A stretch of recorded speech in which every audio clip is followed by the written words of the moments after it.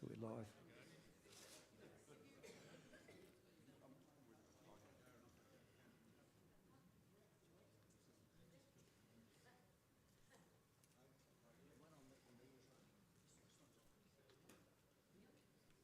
This time. Yep, got it. Right, welcome everybody. I'm going to be the MC tonight. About 2 minutes notice, so this is going to be awesome. Any new members tonight? Okay, that's nice and easy. So everyone knows where the exits are and the toilets are, so that's all good. So tonight we're going to have Barry Dench showing us his trips from Africa. Thank you very much, Barry. We're all looking forward to that. Prior to that, we are going to have our MDC, and Ian has a few words for us. I'll just put them on. Thanks, Nicola, for jumping in. That's really good. Okay, a couple of things to first talk about.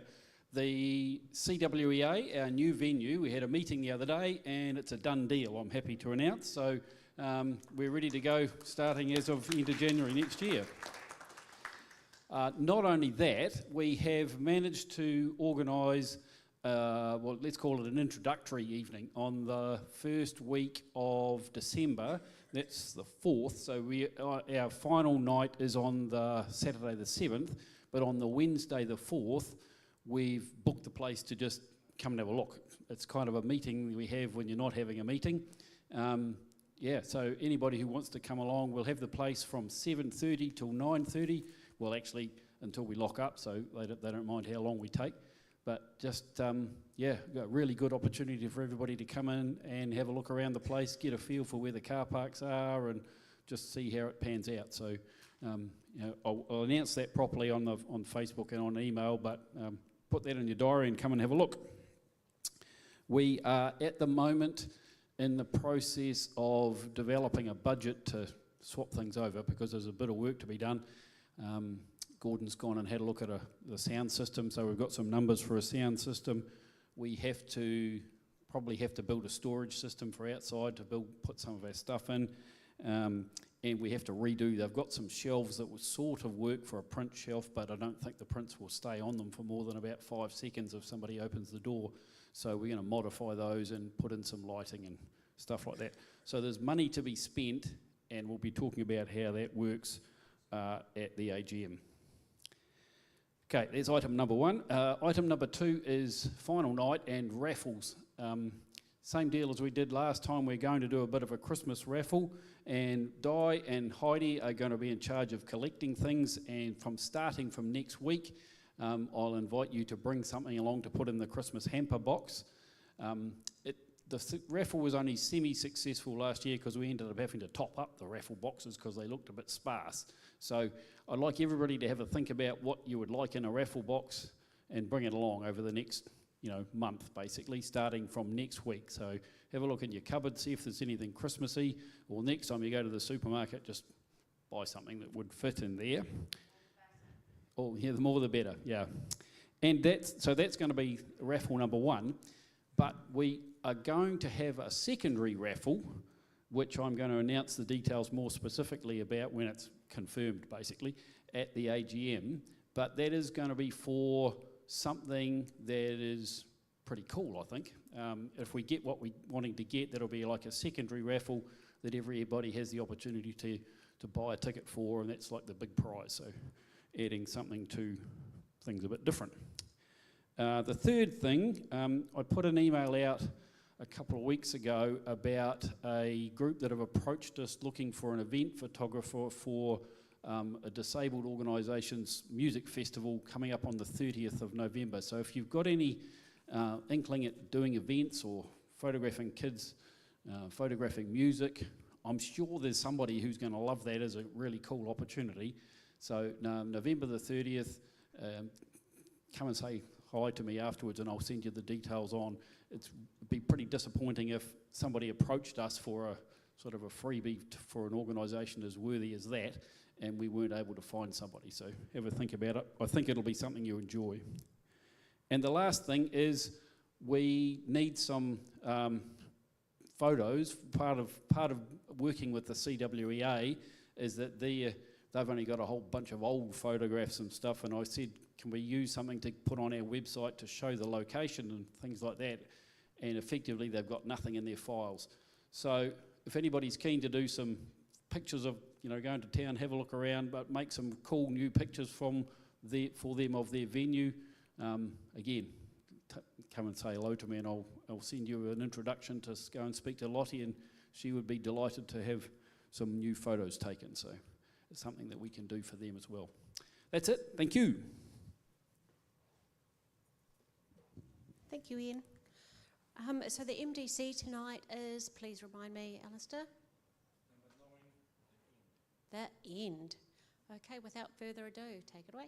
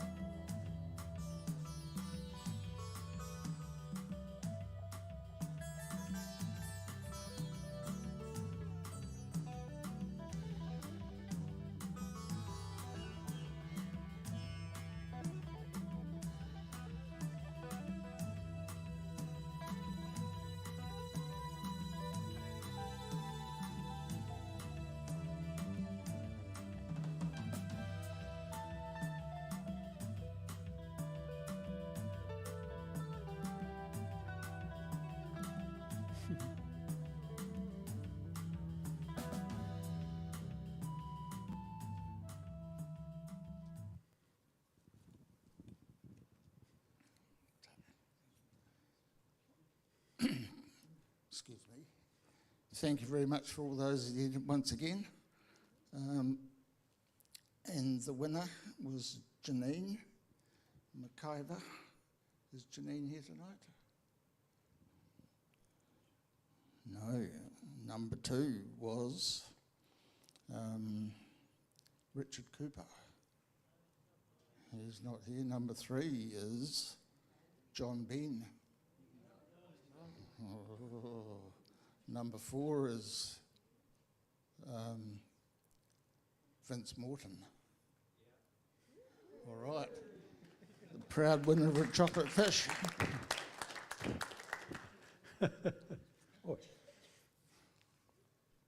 May he taste well. I'll just get you to draw another one, but this will be for the first meeting next year. Yeah. So numbers between 1 and 7. 5. And then between 1 and 30. 22. 22 is road, track, path. Have we had that recently? Yeah. Think of a 24. 24 secret. That sounds like an interesting topic. Thank you very much. So that will be, that competition will be shown at the end of February. Thank you very much for your assistance during the year, and we'll see you next time.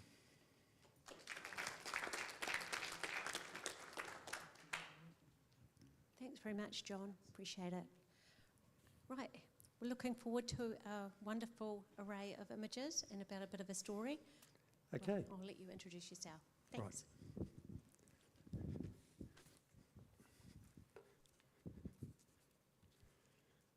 Now, can everyone hear me? Right. Yeah, I'd like to thank Diana, who contacted me, it was 7 months ago, asking me if I could talk about my photographic journey. And at the time I said, well, that's fine, but I can talk about something much more interesting later in the year. So here we are. So what we're going to do is, initially we're going to show it's a 3-minute video of the balloon flight. Now this is, in the opening day, I was there at the Masai Mara, which is in southern Kenya.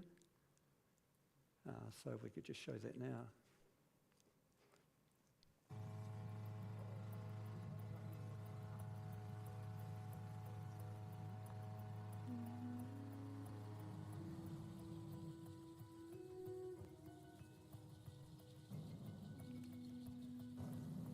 Balloon flight's not cheap. It's about 10% of the entire trip. But a lot of fun.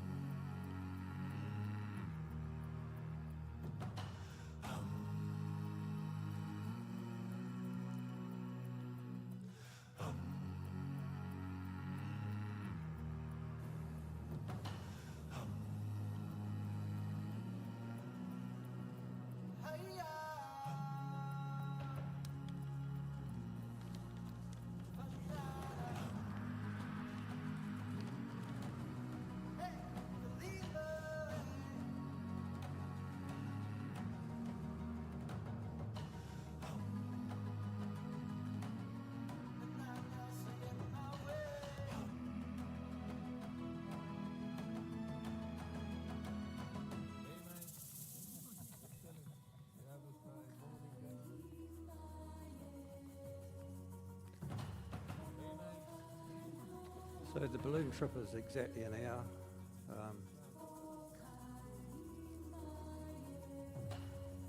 The last 20 minutes was the most exciting because we were travelling we were pretty close to the ground.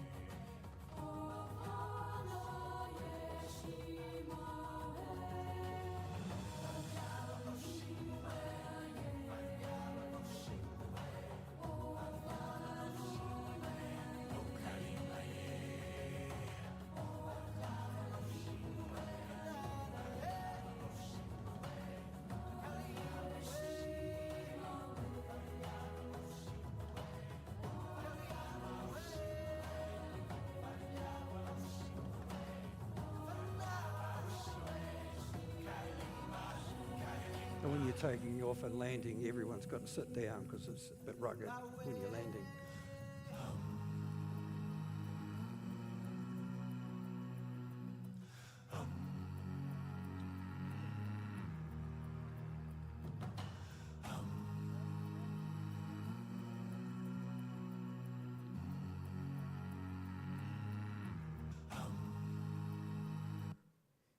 Oh, thank you.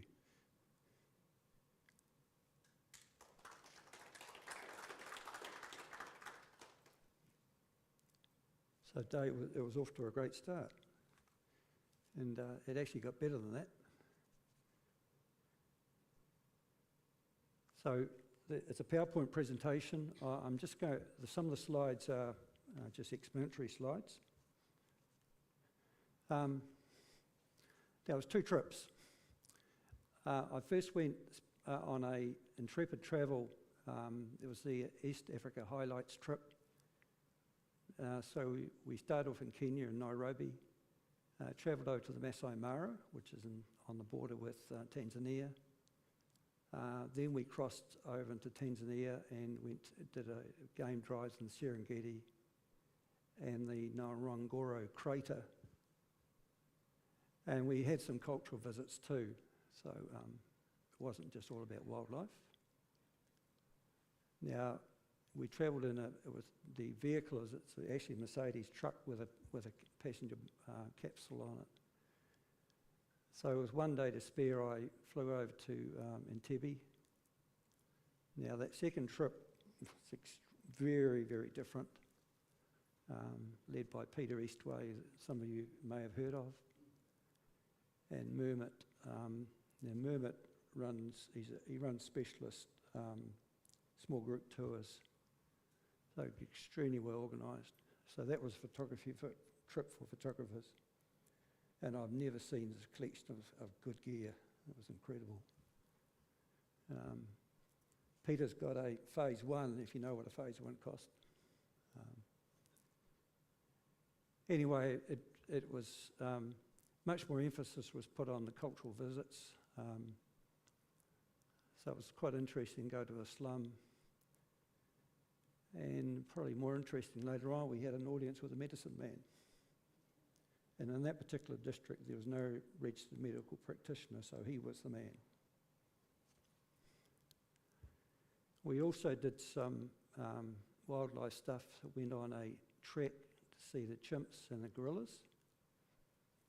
Now that's the only time that it's actually run directly by the National Park Rangers, and there's an armed ranger with you, because you're on foot. So the danger's not from lions, it's from elephants.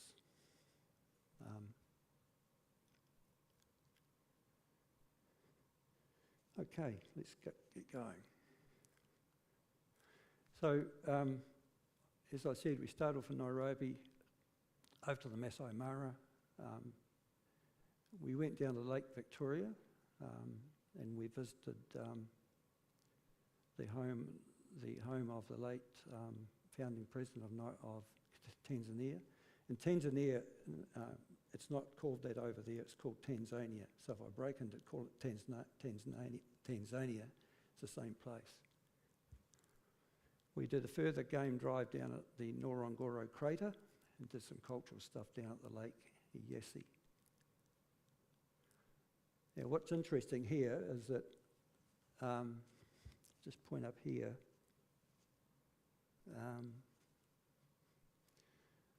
Entebbe is 6 k's north of the equator, so you'd expect the place to be really hot.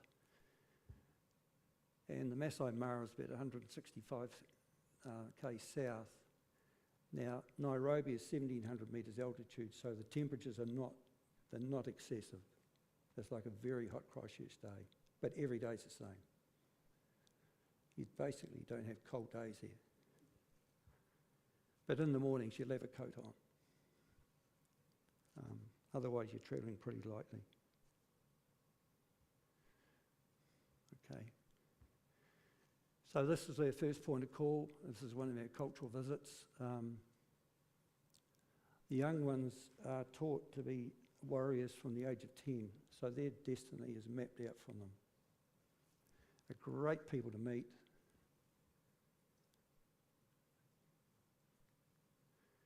And there was a development program running in this village where in Maasai society, the wealth that they hold is actually in the cows. It might seem funny to us, but it's actually in the cows. So if they have drought or they have predation, and it also applies where a husband passes away, the women are left in dire straits financially. So what they're doing here is they were making crafts, and that's where the tourist industry comes in. They host tourists on a regular basis, and they were making other stuff for sale too. But they're delightful people to meet.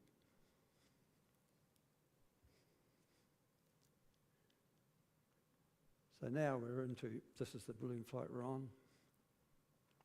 I'm not too sure just how high we were, but every day, sunrise is at the same time every day. 6:40 to 6:45 every day. That's what being on the equators does for you. And sunrises and sunsets are quite short.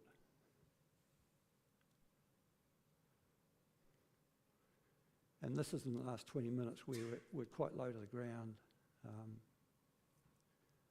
So these are topies, these little fellas here.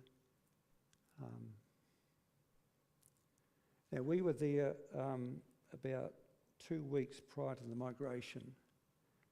Now the vegetation in the Masai Mara is very different. You can see it's just long grass. It's quite palatable compared with the Serengeti, which is drier. But when the migration is in full swing, there could be 1 million wildebeest grazing here. Between the Masai Mara and the Serengeti, we're talking about 1.6 million hectares. So,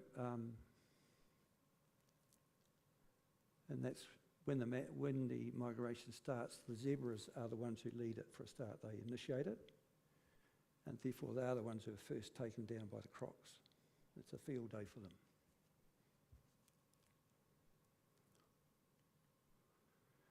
Now the pilot had announced that we were going to be landing in 5 minutes. Then we come across these guys, so it was a quick change in plans. We radioed back to base because just to make sure that the rescue guys are coming out. It also released a bit more gas, so pretty happy about that. But these lions, when you come across them, you could only see one. The one on the right-hand side was just lying down in the shade of a tree. It's the only time I've seen a lion that looked a bit agitated. But we're pretty close to them. No, probably about 3 metres above them. You know, I think the balloon was about 3 metres above the ground. I quite like that photo. And that's typical of, you know, there's a wide range of animals out here. And you'll see in some of the later photos, we were very close to them. They see a lot of people, or they see a lot of vehicles, put it that way. And particularly in the Ngorongoro crater, some of the animals are only about a couple of metres away. So you never know what you're going to see. But just a photographer's delight. Now the contour is not as steep as that might suggest because it was taken with it's been zoomed in. But this is at ground level. We just noticed this guy was just walking through the long grass.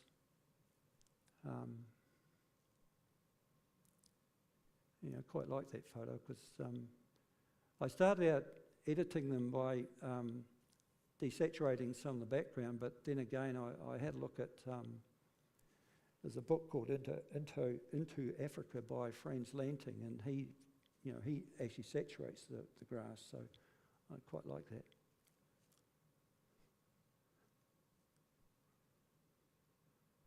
So that's at eye level. And I'm just showing that after the balloon trip, the first vehicle arrived was the recovery guys for the balloon. So they set to and took it apart, so they put it on trailer. So that vehicle they used was one of them, but we had to have two of them. So we were just standing around, quite vulnerable at that stage, if the lions decided to have a look at us. I've never seen so many Land Cruisers in my life in one place, particularly over in the Serengeti. There was hundreds there. So it's a very big industry. And you've got everything from normal wheelbase to the extended one. The one that's got all open, that's an extended wheel. They've got two twin fuel tanks and twin fuel gauges in them.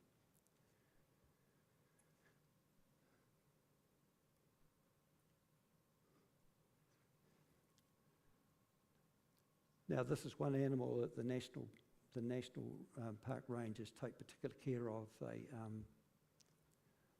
They're everyone's favourite. They're so used to people that they didn't seem to be fazed by it, but nevertheless, there were so many people there, like a scrum. Because they have a very effective communication system between the vehicles, so that when there's a sighting like that, or lions or something, that the message goes out and everyone congregates. And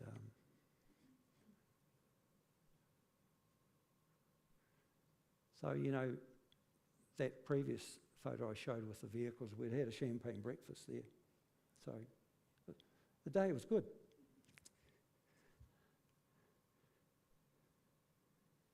Now you can see how close these animals are.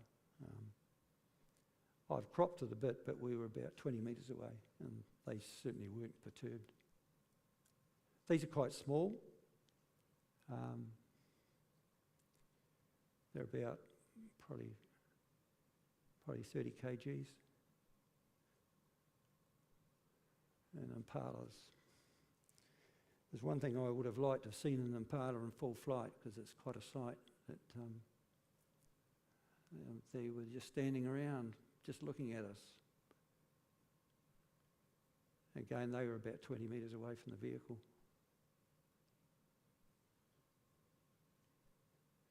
And warthogs, I don't know if you know the story about warthogs. They, in Swahili, they're called Pumbaa. And in the Swahili dictionary, Pumbaa means dumb, stupid, slow. Quite apart from these are they would have to be the most audacious animal in Africa. So how they got that name, apparently when a lion's chasing them, they can outrun lions. And when the animal thinks that the lion's given up the chase, they stop and start grazing again. You thought, you know what happens? It's lion's lunch. So don't be a Pumbaa. And you never call a Swahili a Pumbaa, because it's an insult to them.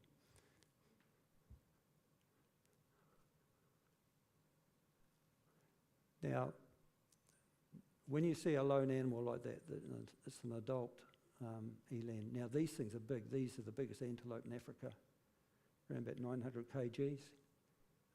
Sometimes used as domestic animals. That animal is very vulnerable because it's lost its place in the herd. It's just been excluded. So it won't last very long.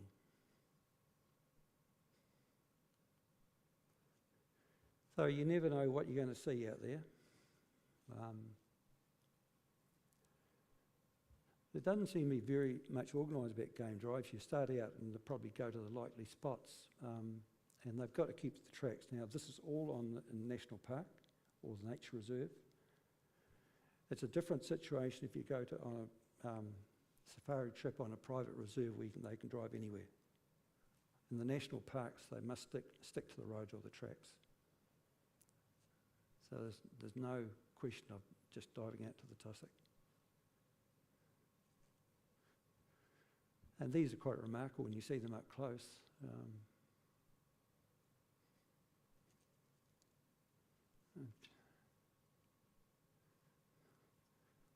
And you don't get too close to these boys.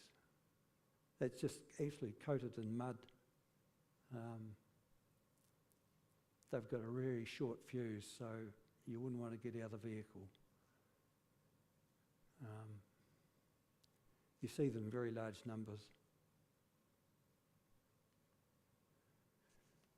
And you drive along, you see something like this, you know, a lone giraffe. It's probably a big male. Standing next to the acacia tree, which is their main diet. A lot of the acacia trees are bushes, so they're only about 1 metre high, so you see them very amazing tongue, how they can just push the thorns out of the way.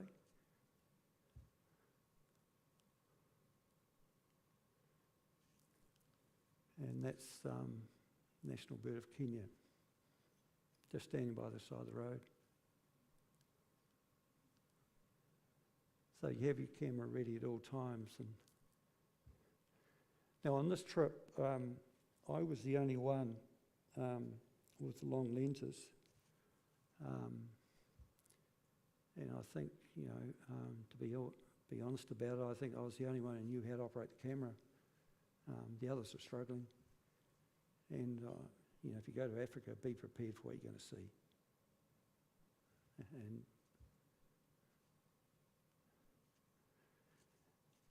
so after a couple of nights there, we packed up. Now, you have very early starts on these trips. And we travelled all the way to Lake Victoria. And the next day we visited the home of the late Julius Nyaheri. And in the afternoon we travelled to the Serengeti. Now in the Serengeti we were housed in tents. The camps are all unfenced. There's no point in having fences in a camp because the elephants will take them about 2 minutes to dismantle the fence.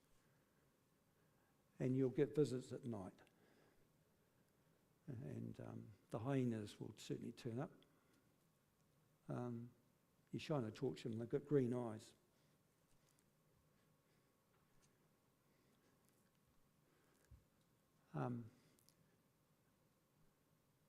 It's amazing, you know, what you see. These birds are particularly appealing in that they got feathers on the back of their neck. So if it was parallel, if it was, you know, facing forwards, you see these rather nice feathers. They are a big bird. And apparently it kills its prey by stomping on them. So they're just hunting snakes, basically. So that bird would be, it was about that high, I suppose. I'm not too sure I'd want to meet one at night, but. So this is pretty typical Serengeti. Parts of it are dry with trees like that. Some parts is very open. With a number of trees like that, there's probably not elephants around here. The zebras and wildebeest have a mutual, it's not a longing for each other, but they hang out together because it's beneficial from a safety point of view. So zebras have got good eyesight and hearing, and wildebeest have got a good sense of smell. So if there's predators hanging around, they could be leopards, lions, or hyenas. They know when to scatter.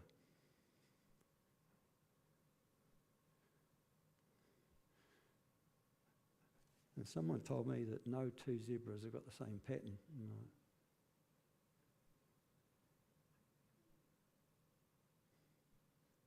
I find it quite nice.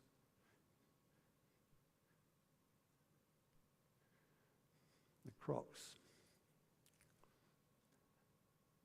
They're just as mean as those big salties in Australia. And these coexist in these rivers along with the hippos. Now, they will attack young hippos if they're stupid enough. And if you've ever seen a hippo take to one of these, they certainly know how to deal with a crocodile.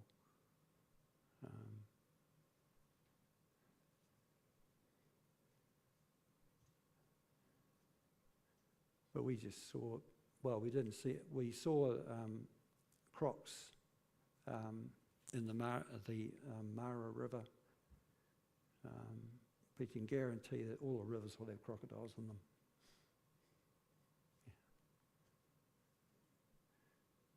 So here you are. This is what you see in the early mornings. This is why you get out early. It's just casually walking past our vehicle. Now, because we're in a vehicle, you're quite high up, so the photos, you can see the photos are looking down on things.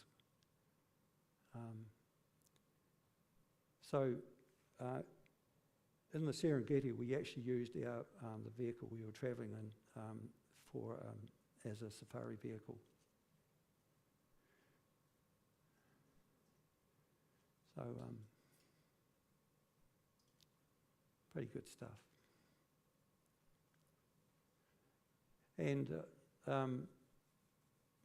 you'll come across these guys. There's 3 species of giraffes in Africa. These are the ones that you find in the Serengeti. The males are about 2,000 kilograms. Yeah. There's only 25% of young giraffes make it to adulthood, as lions predate them. You can see these birds. So over here, they're oxpeckers. You'll see those on all the big animals. So these animals have got some friends around.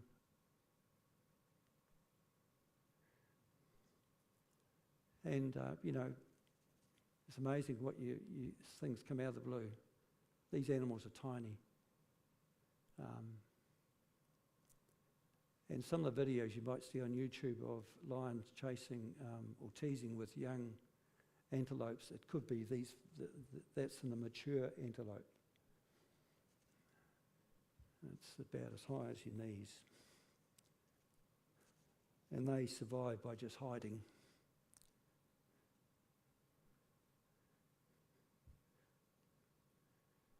And that will take out that antelope, no trouble at all.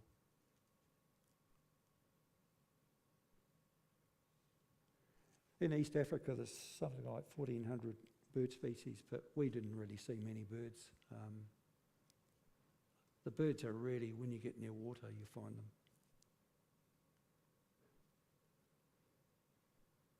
So, you're just driving around and you come across all sorts of different species. These are bigger than the topies.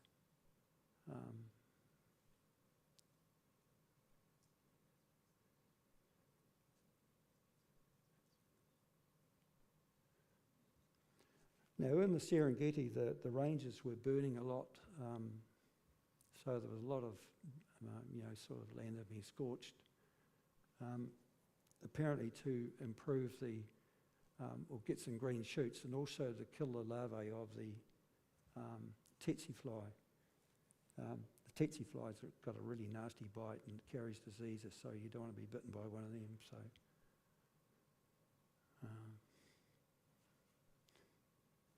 but in the Masai Mara, there's no burning going on at all.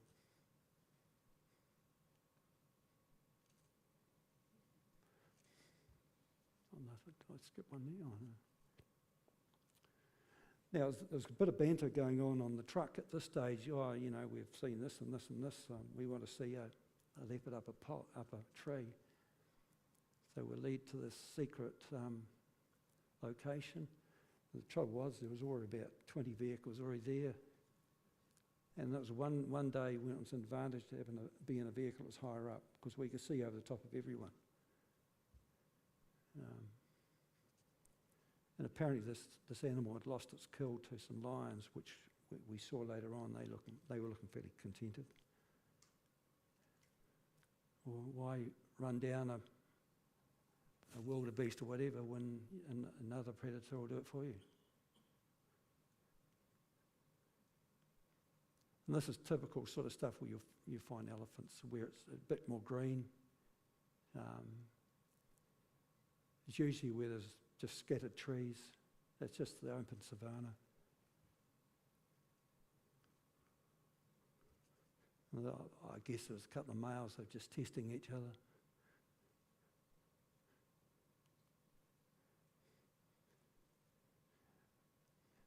So that was, 30 minutes before sunset. It was the end of the day, so we were going back to the camp.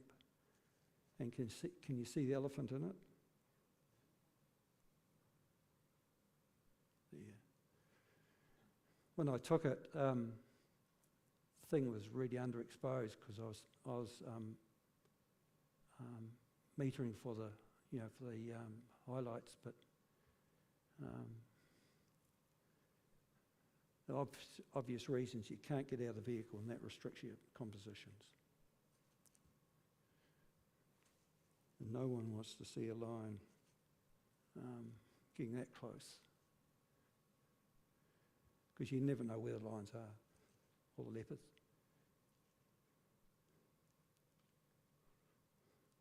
And that's the next morning when we were leaving.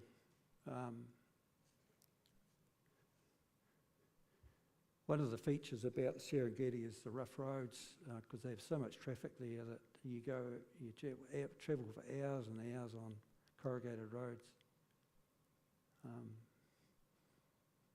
You ever heard of the African massage? Yeah.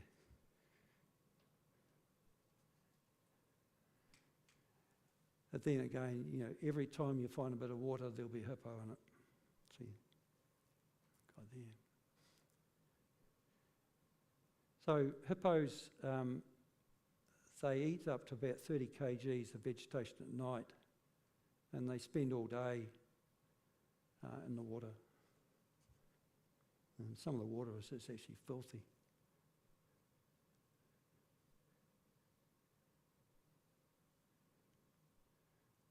So this is in the Ngorongoro. This is not the crater. There's a huge conservation area. There's just a dry plain. This is the largest flying bird in Africa. They're reluctant flyers, but apparently when they get frightened, they will fly. It'd be quite a sight for seeing a bird that big flying.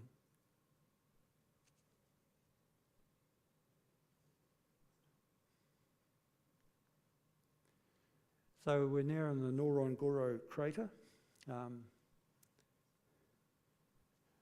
Now, there's no migrations either in or out to the crater. It's got very steep sides. So when you drive down it, you have to go in a Land Cruiser, because it's got quite steep turns, and it's got a cobbled road that drops very quickly into the floor.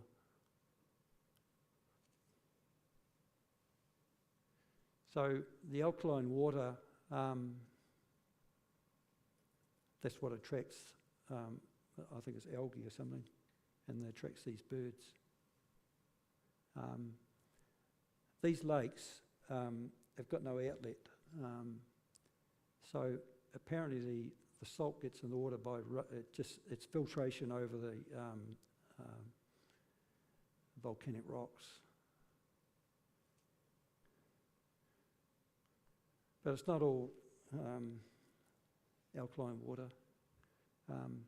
This was quite a nice little pond, and it was just full of these guys. And I was standing about 15 metres from the bank, and they're about probably 30 metres out, and they were just circling around looking at me, just keeping a very close eye on. They're seriously dangerous, these things. We saw a lot of them. They're the top predator in terms of human deaths. They would result in, there's about 500 people a year get killed by hippos. And if you get caught on land with them, you can't outrun them, because they can run at 30 k's an hour.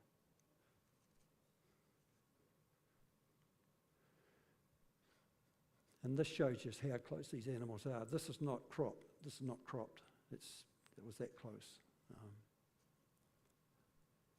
So these wildebeests are all, they can't leave, nor can any other animal. The only ones that leave is the birds.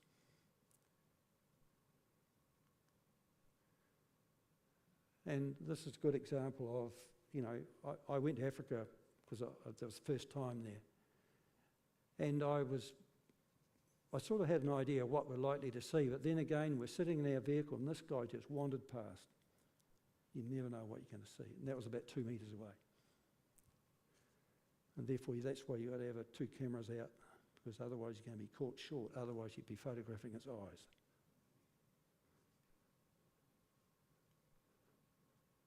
And this is as we're leaving at the end of the day. Very common bird. So the next photos are at the concluding end of the trip. We headed to a place called Karatu and stayed in a hotel and did some trip out, did some cultural visits. Then the next day we visited a coffee plantation.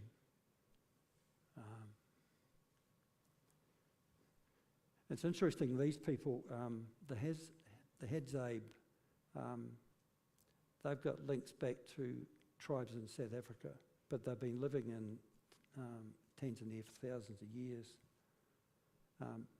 Still hunter-gatherers. So bow and arrows is their principal way of capturing animals, including baboons. So they had about 8 arrows there with different heads on them. And for instance, with the baboons, they had to have one that had barbs on it because the baboons will just pull them out. Now, what was interesting, these guys sing with a clicking sound. So when they put on it. Everyone's hosting tourists. So it's not just everything that hinges on the hunter-gathering thing. And it was the guys who were up front. The women hung around the back. We didn't meet them. So, you know, again, they were selling stuff to tourists and so forth. So, and we had a really good session firing arrows ourselves and who could hit the barrel. So a bit of fun. Now down the road, these people had also lived in Tanzania for thousands of years, but some of them were actually refugees because they came from countries north of here, which is South Sudan, Ethiopia, and Somalia.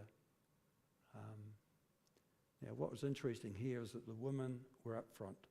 You know, they're lovely people to meet. And the guys were sitting in a compound, sort of a compound making stuff. So they were making jewellery and also spearheads and machine and sort of tools. And the jewellery is for sale, of course.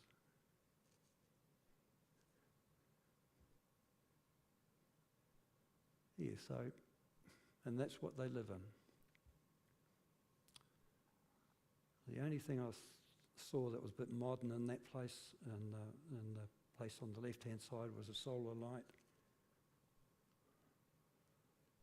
So they were grazing cattle and also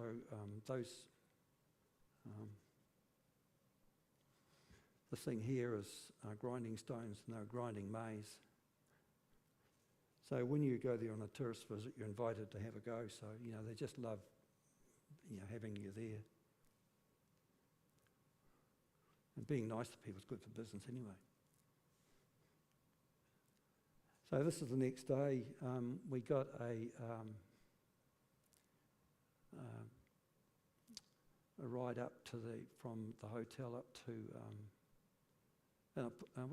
Tut Tut. So this woman had 2 cows and a calf, and she brought them in at night, and they were housed in the far end of the shed because they get hyena visits. So, and there's also elephant visits at night. So the coffee plantations have got electric wires. They try and keep the elephants out. And I said to her, could I take some photos of her? And as quick as a flash, she led us around the back of a shed. And that's where she had all this craft stuff. She was running a bit of a side hustle. So I did get some photos. She was as good as gone. So I think she quite enjoyed it. That's one of the things about going on a Peter Eastway trip, is that Peter really leans towards the more artistic side of photography. So one thing I learned from him is just look at, be quite clear about what you want to take. So if there's a bit of action going on, slow the shutter down so you can get some motion in it and so forth. So we're now on the Uganda trip. So we started out here, did some local stuff to the slum and so forth. Then we went out to the national park out here. This is where the chimps were. And we had a school visit and saw the medicine man. Then we travelled down here. Now these two lakes, they're joined by a natural channel called the Gazinga Channel, which is one of those must-do things if you go there. Then we travelled down here. This is where the gorillas were. So we're pretty close to the Democratic Republic of Congo and also Rwanda.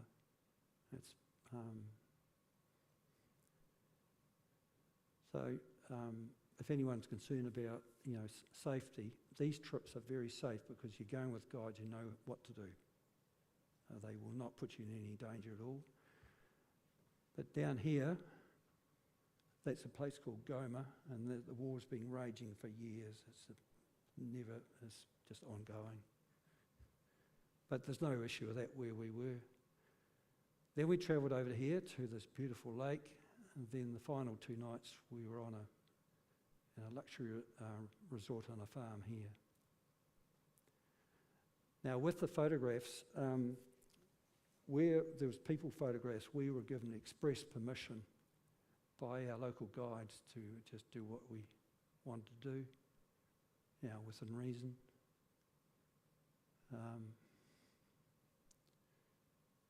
We had an interesting experience. We went to one of this banana loading yard where the big bunches of bananas are huge things that are basically brought in by motorbikes. As over there in Africa, you don't see people running around in utes. Virtually everything's carried on the back of a motorbike, they're little Chinese motorbikes. And we actually quite quickly became the centre of attraction because we were dishing out money.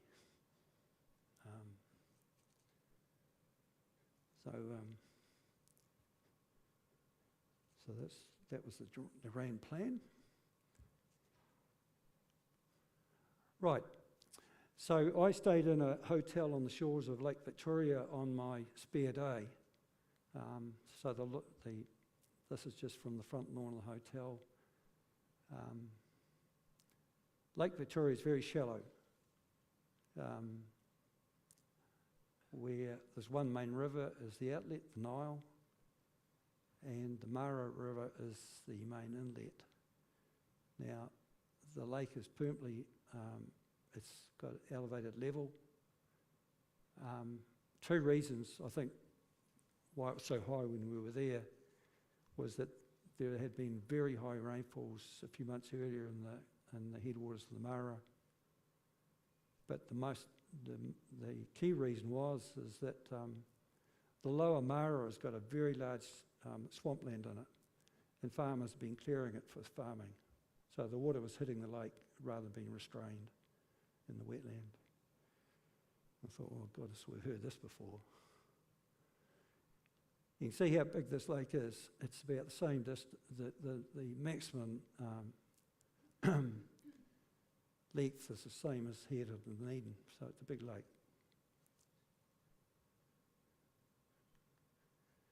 And here we are at the mosque.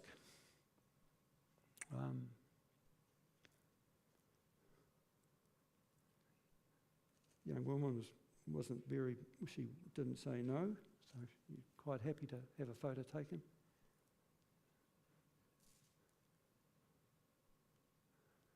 and this is at the slum. Now, I should add here on our trip, and this is, I'm not sure how if the pooling system is common, but we each contributed quite a sum, and everything's in American dollars, and Mermit managed the funds so that the mayor who led this, it was almost like a delegation at the slum. He provided security because there's always people standing behind me. So if you had some expensive camera gear, you weren't really at great risk. But you wouldn't want to walk around there on your own. I think,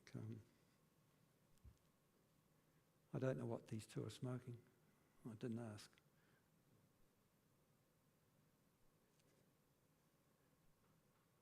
But they seem to be quite happy at having their photo taken.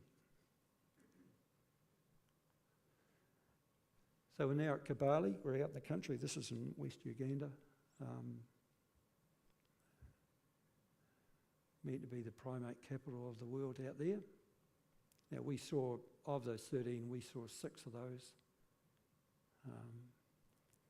I found it quite hard taking them because, you know, it was very bright and the camera was underexposing quite badly.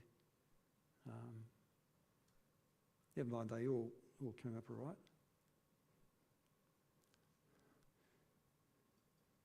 And there was one particular tree where there was got a lot of monkeys in it. Now, this particular species of monkeys is hunted by chimps, so chimps can be cannibalistic. And this is apparently is what they hunt.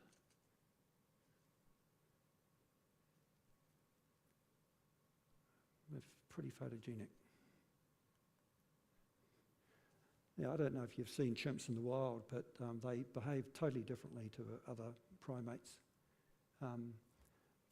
This one, I'm not sure whether it's male or female.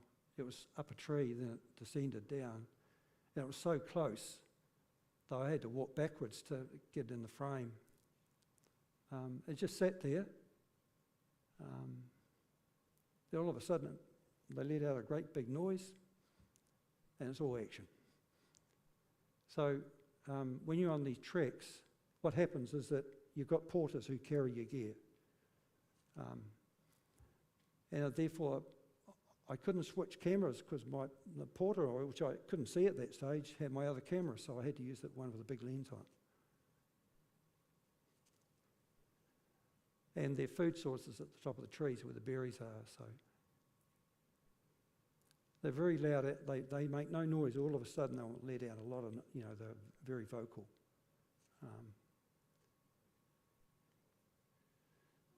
And meanwhile, the young ones are just playing, just sitting up there. That was just taking it very close. He was going through, you know, contortions and looking at us various ways to checking us out.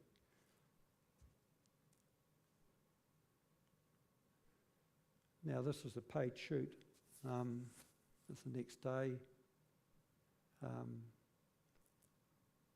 Where Mermit was directing them where to stand and what he wanted to do. But it was just early morning, very nice light.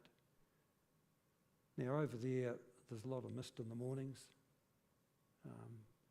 So I can imagine with the yellow sunlight, it's pretty appealing. And we'd been to a school visit, then we went and had an audience with this guy. Apparently he was 80 years old, so-called.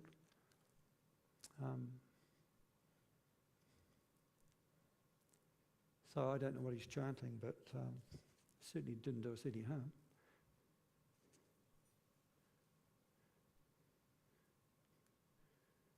And I've just put this one in just to show you that, you know, tourism is important to them, so everything's for sale.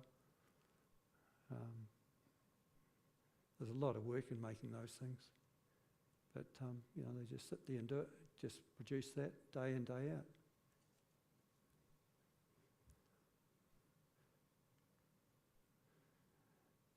So we're now further south. This is at Queen Elizabeth Park, or National Park. So this boat cruise was about a couple of hours, and it was incredible. It was like nature on steroids.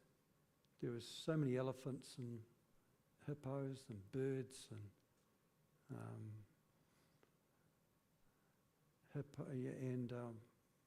buffalo. Goodness, there was just everywhere.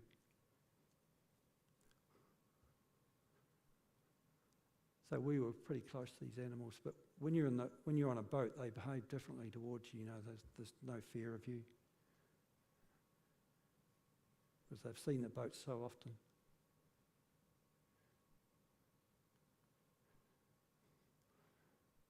Now, the jacanas, apart from the coloration, that bird looks identical to what I've seen in Northern Australia, so I find it incredible that those bird species, thousands of kilometres away, they look the same. Same big feet, same shield on the head. And this is just a selection of birds I saw that day. There's heaps of these fellas just hanging around the water.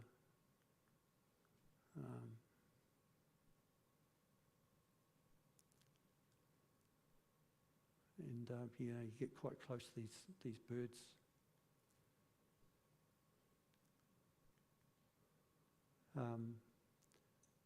The fish eagle is very common through Africa.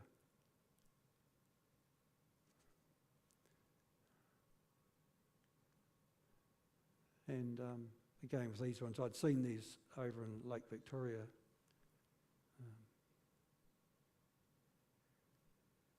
Pretty noisy sort of things.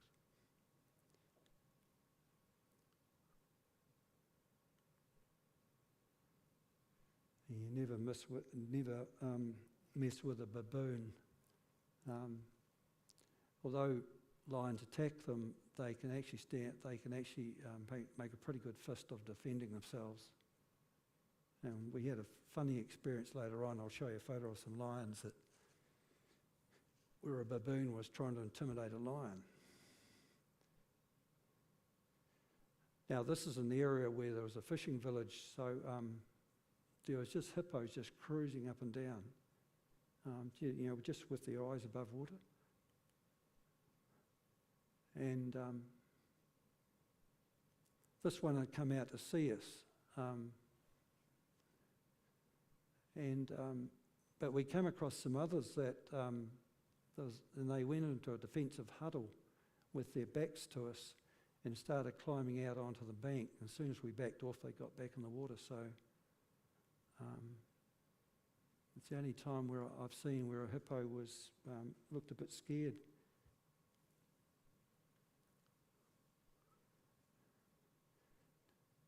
No, they kill about 500 humans a year, and that's more than the cumulative total of all other African predators and snakes and goodness knows what. And those little legs can propel them at 30 k's an hour, so there's no getting away once if you get caught on land with them.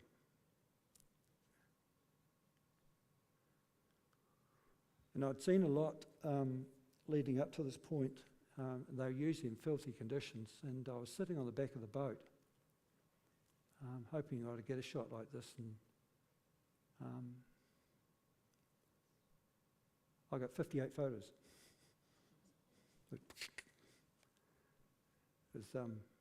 That was 3 seconds. So I don't think it's angry. I think it's just yawning.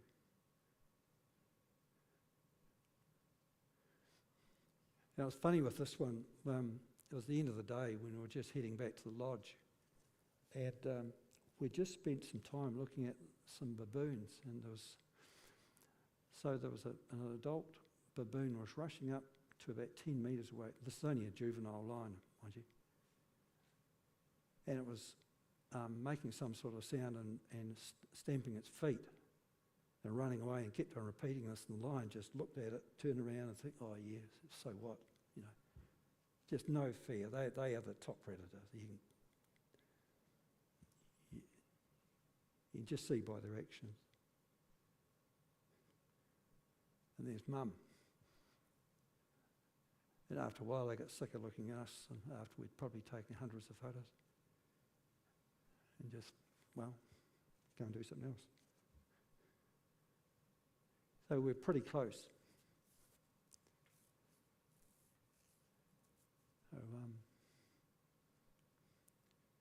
So the next day, we'd had a really early start, so we were just sitting.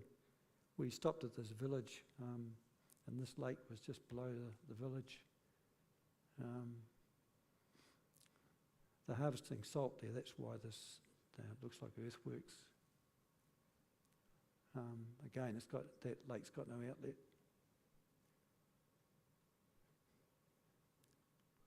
And just for a bit of variety, they were like sparrows just hanging around, quick as flash, nicking the crumbs.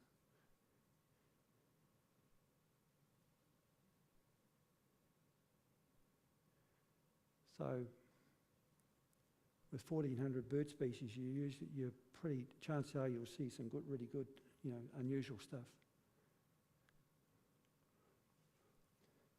And here we are. Some people say it was the climax of the trip, but the visits to the gorillas are run directly by the National Park Rangers. So there was a maximum of 8 clients or guests, whatever you like to call us. There was one lead ranger and another one with a firearm. It was a Kalashnikov assault rifle. That was a guard against elephants.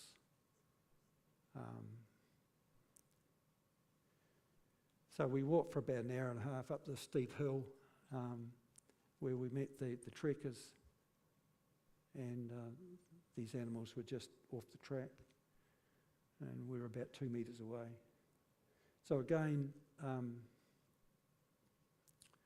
if you stand about, say, 2 metres away, and once they start moving, because they get sick of looking at you, you just follow them as best you can. It's very thick undergrowth.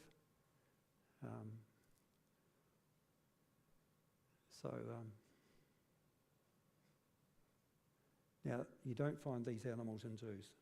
These are mountain gorillas. The ones you find in the zoos are western lowland gorillas, not these guys.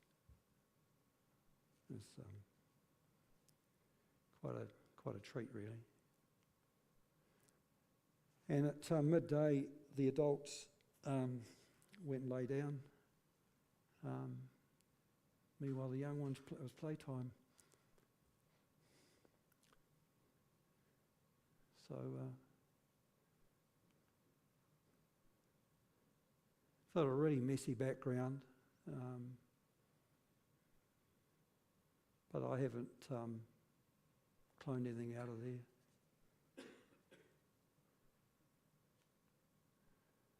And quite a story about these people. These are the pygmies.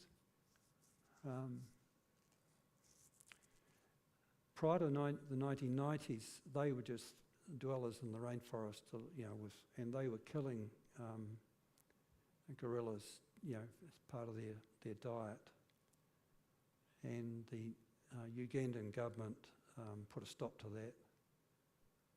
So they now live in villages and grow crops. And they have all sorts of trouble at night with elephants. But anyway, that's what they're doing. They're hosting tourists. So this is what this is about.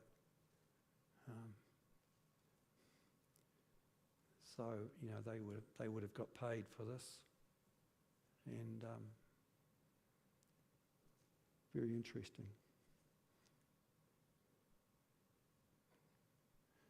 So that's the next day. We were heading to Lake Bonyonyi. There's no lions, or there's no lions close, and probably no leopards. So we were free to get out of the vehicle rather. It's very misty in the mornings, so it's just a matter of sorting out the composition you wanted. pretty typical.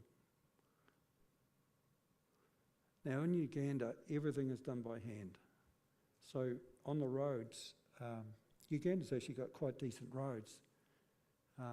Everything's done by hand, so there was a woman sitting on the side of the road breaking up rocks, and that was going to be just for road making with a little hammer. But she wanted money for me to take a photo. I said no thanks. So.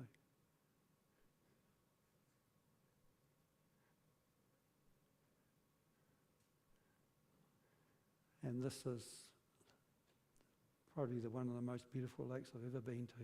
It's amazing.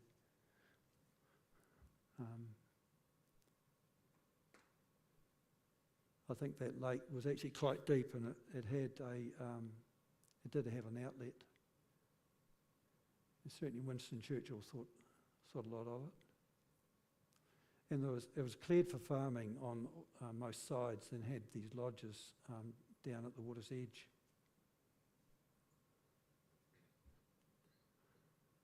And the national bird.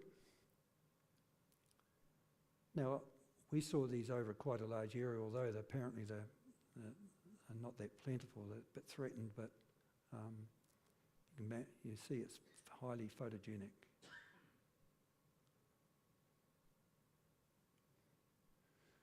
So we're at our final destination. This is on a farm.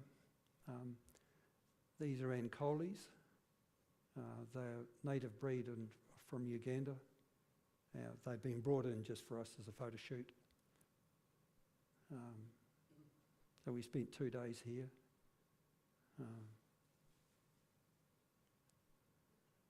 And the next morning they were milking them out in the paddock. This is a holding paddock, milking them by hand. And then massaging them. They're very placid. People have said to me, "Oh, weren't you scared of them?" I thought, well, no. But the next day at lunchtime we had a photo shoot with them. I had my arms around one of them and it just stood there. I think, well, amazing.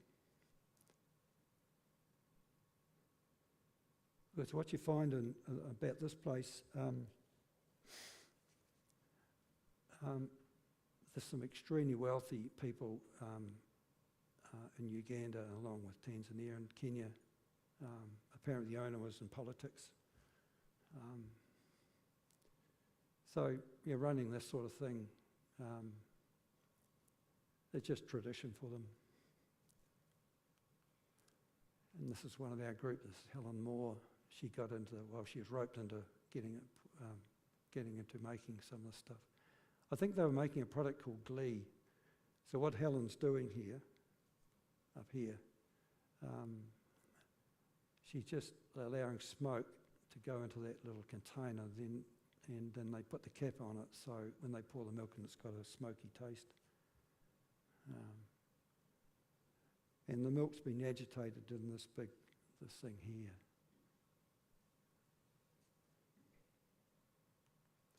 So, thank you. So that's the gear I'm using.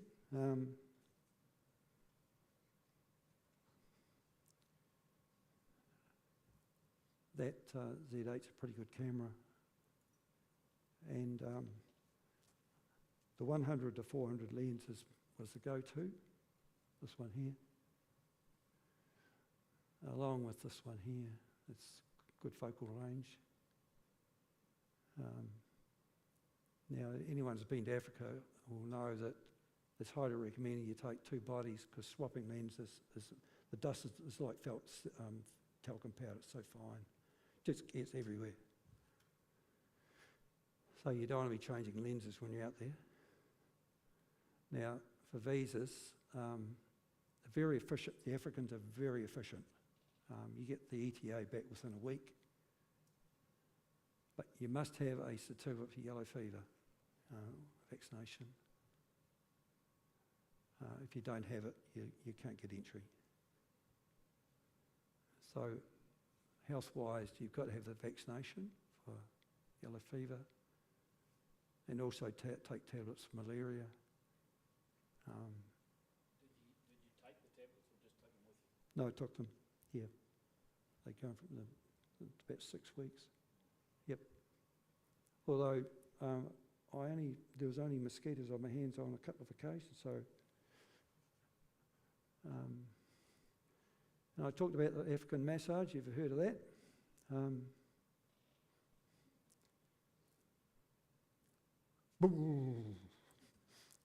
It goes on for hours. Hundreds of miles of it. Anyway, that's only a snapshot of what I've got. So I've got stuff on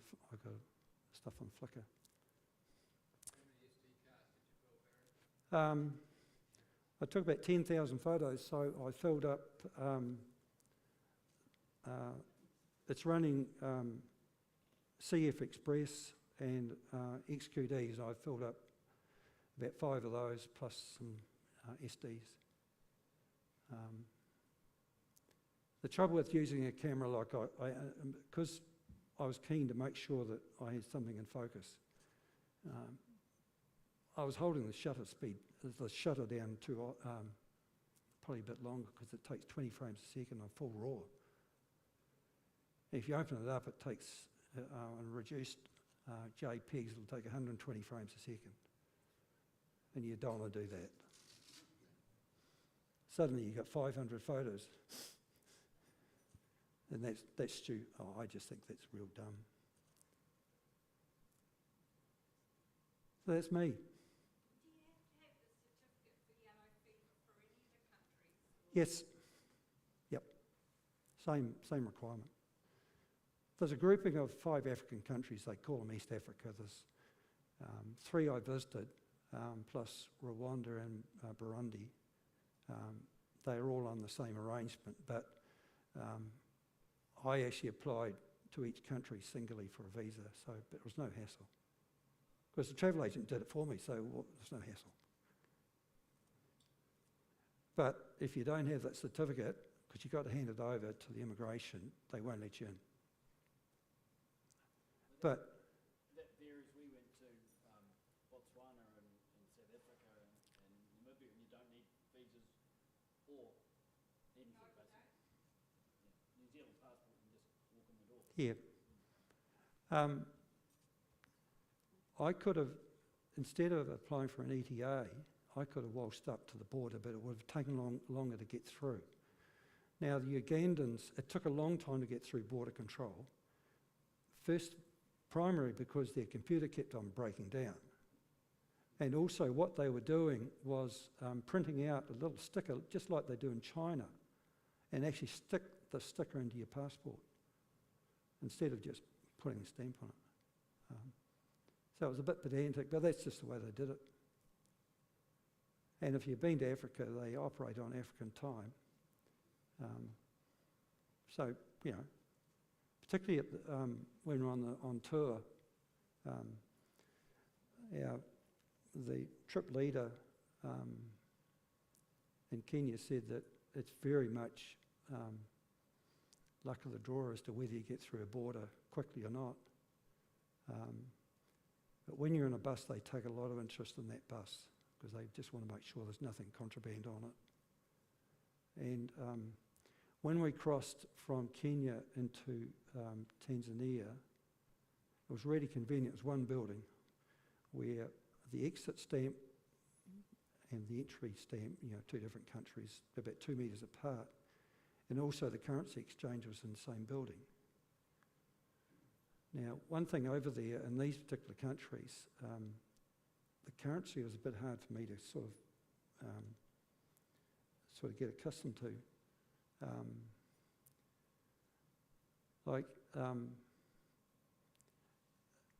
They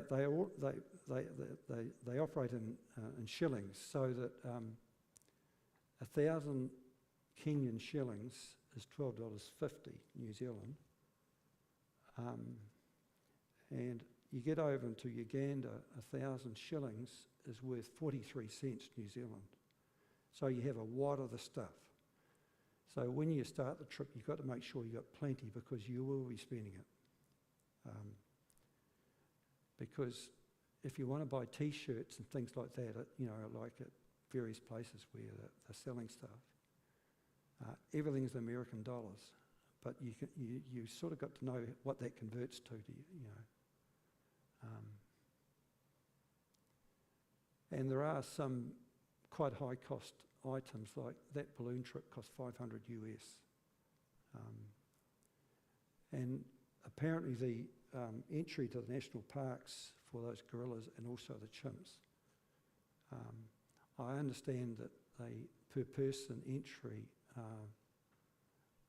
for the gorillas was $700 US per person. So, but that's all taken care of, what you're paying up front to start with, so you don't have to front up with that money.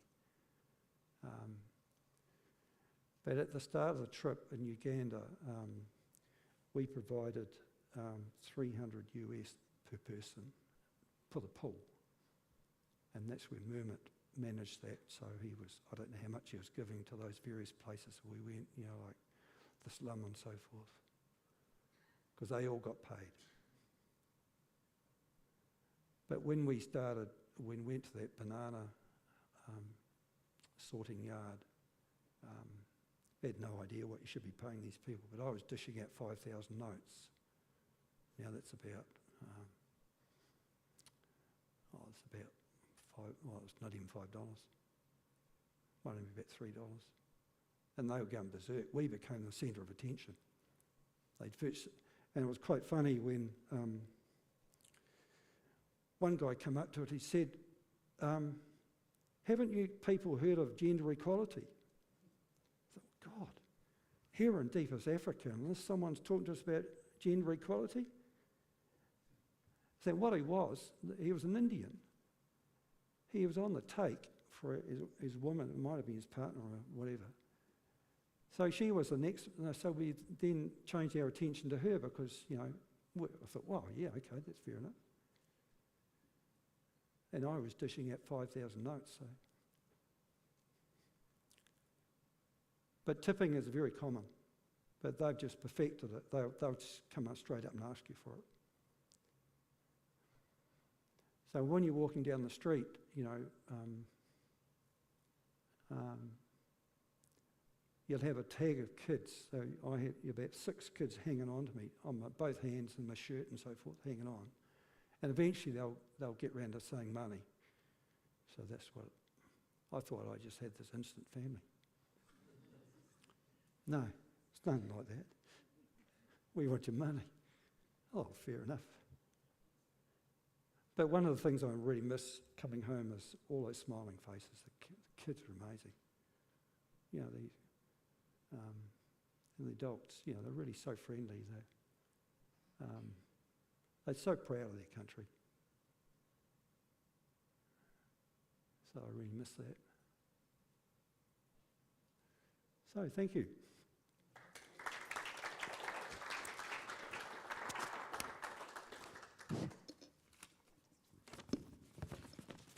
Thanks so much, Barry. That was absolutely fantastic. Now, next week, Diana, can you remind me what we've got on, please? Pardon? PI Salon. So, and that's closing the night before, so you've got plenty of time to put that in. Any other notes or anything anybody would like to add? Raffle goodies starting from next week too, please. Yep, great. Thank you very much. All right, that's us. Thank you very much, everybody. We'll see you next week.